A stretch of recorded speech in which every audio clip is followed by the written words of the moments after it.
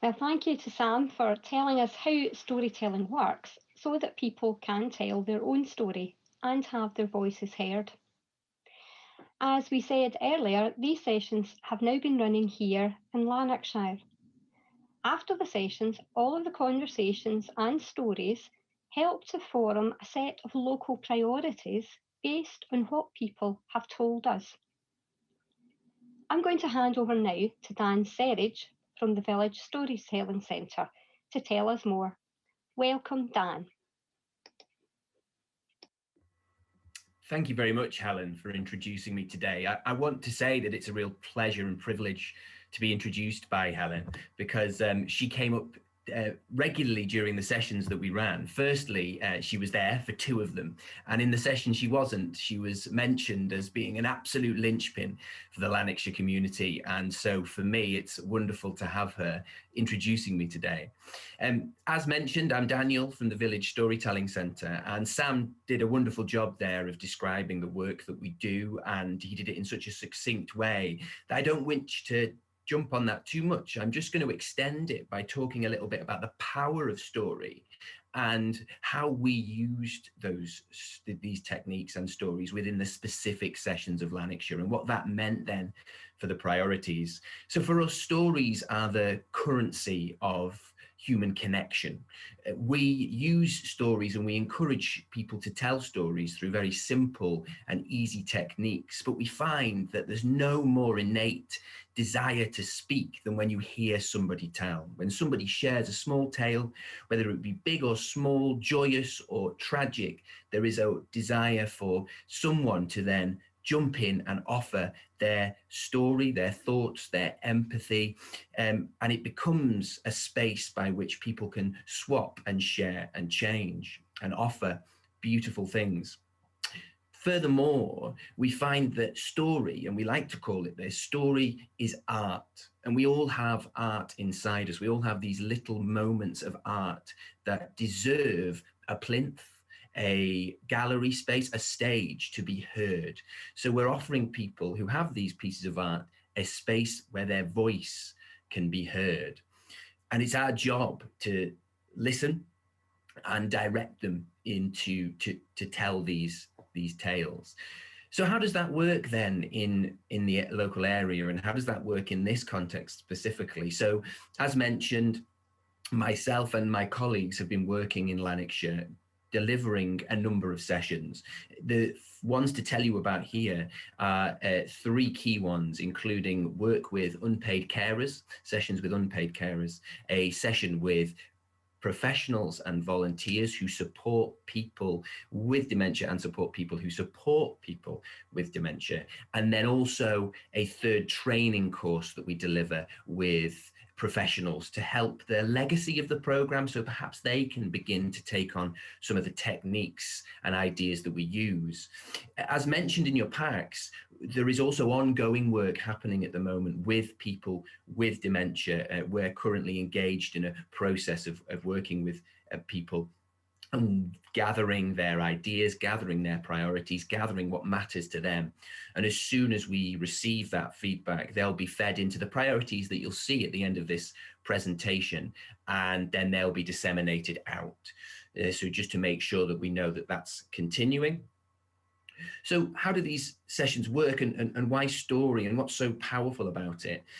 I find that, as Sam mentioned, we begin with something quite magical. We begin with something quite fantastical. And we see the process as something like a concentric circle, where we start quite far away from the issue a little bit. We start in a safe environment where people feel like they're sitting around a living room table, as described by Sam. And then we bring them closer to the issue. In Lanarkshire, we offer a story. We offer a story across the whole country, but in Lanarkshire, we offer a story of giants. And I want to just speak a bit about giants briefly, because we find it's a really interesting jumping off point for people, because it's a powerful metaphor. And in particular, it's a powerful metaphor in dementia contexts.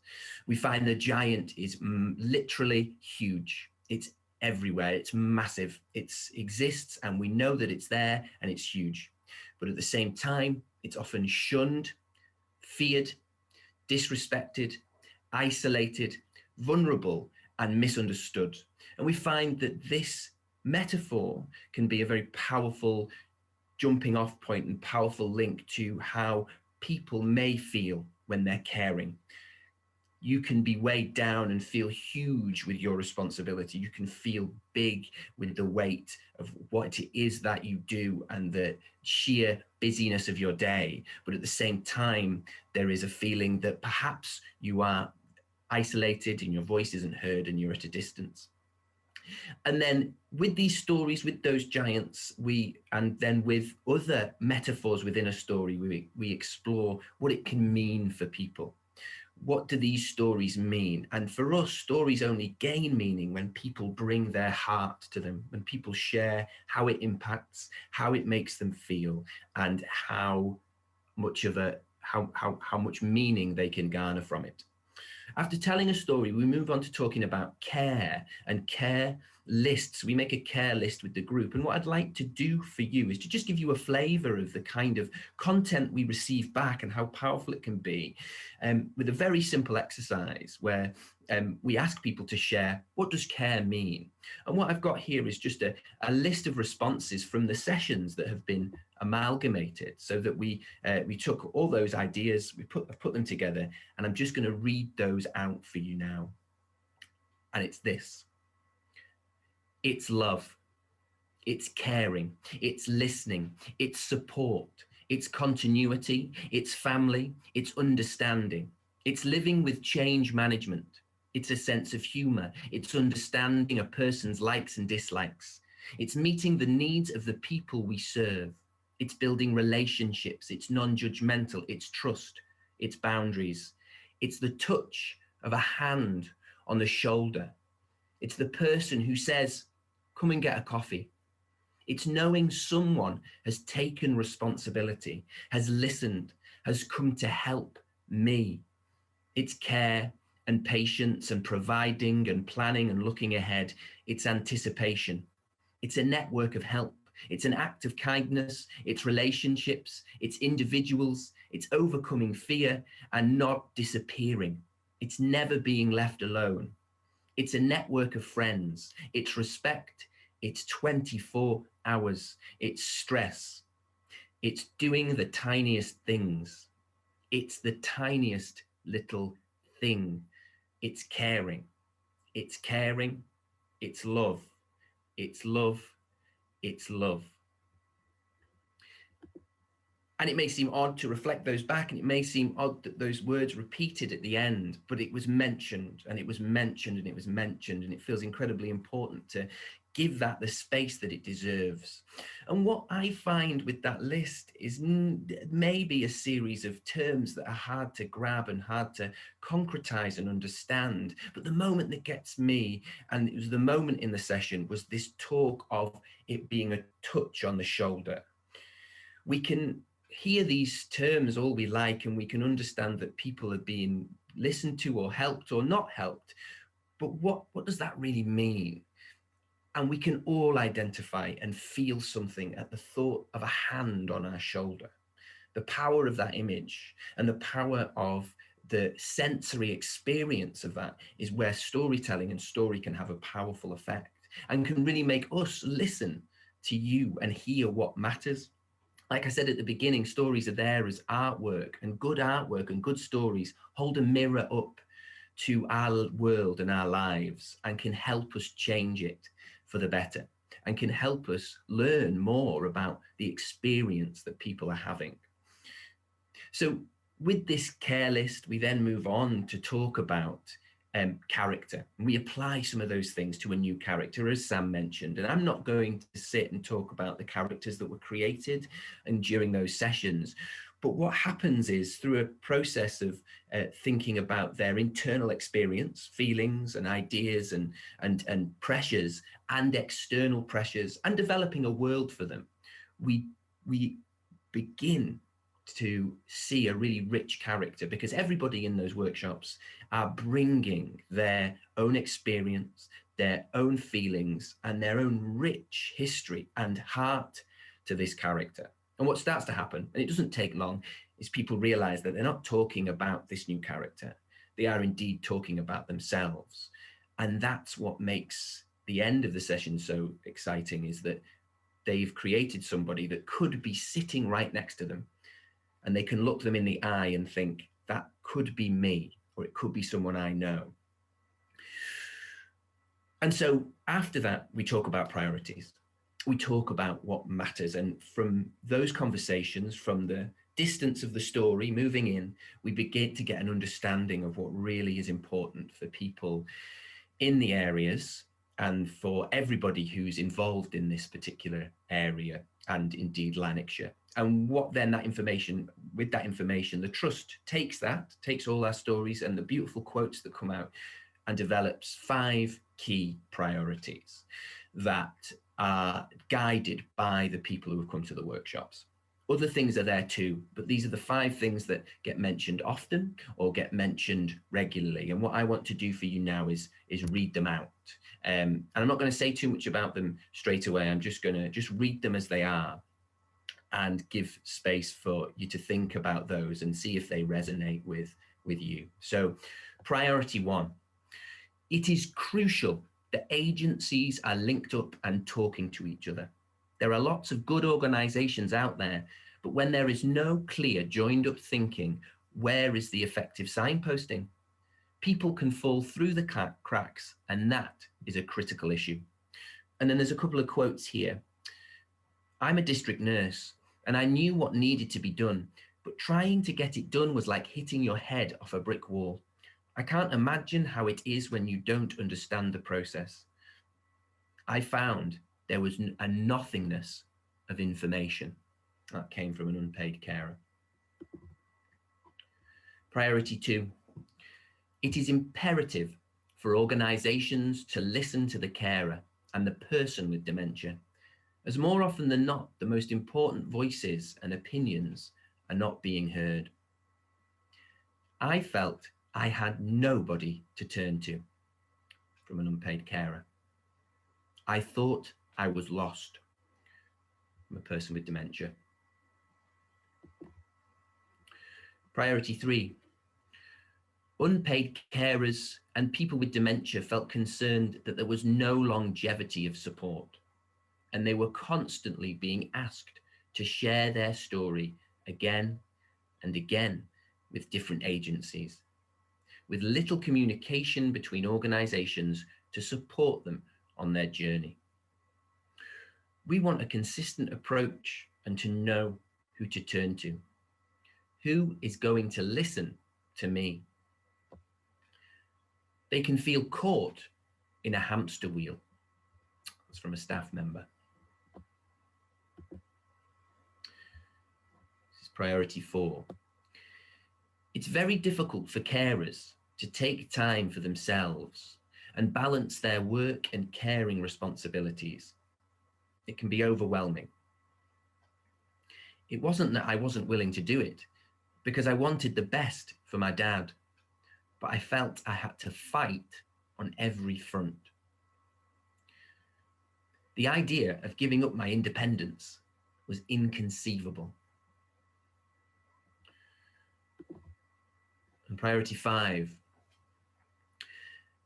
there can be very real problems with getting a diagnosis, how long it takes and how many people are involved, and the delay in being offered any kind of support. This often means that people can reach crisis point before they get support.